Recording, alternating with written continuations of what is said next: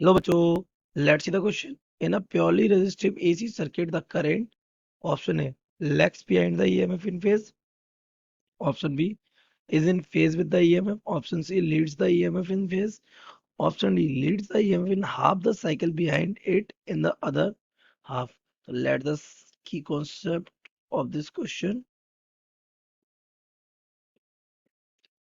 The key concept of this question is कि कौन सा सर्किट हमारा प्योर रेजिस्टिव. तो एक जब रेजिस्टिव सर्किट हम लेते हैं और उसमें हमने लगा दिया क्या, एक AC.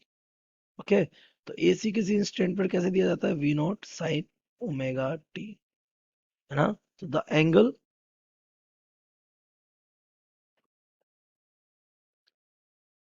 With function is the phase. क्या होता है, फेज होता है. तो आपको दिख रहा है टी इंस्टेंट का फेज ओमेगा टी आ रहा है. कितना आ रहा है, omega T.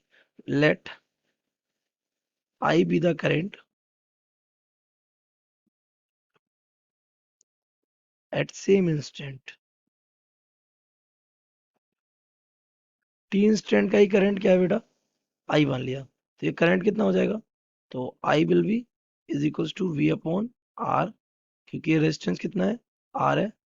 It will be v upon r. तो i will be, this is v not sine omega t upon r. Maximum voltage पे करंट भी कैसा होगा, maximum i not sine omega T.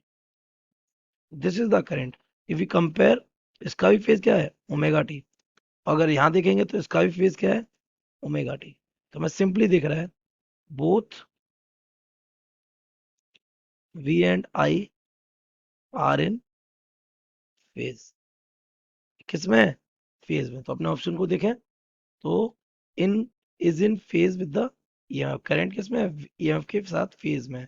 Option, correct option b. I hope you have understood it well. Best of luck.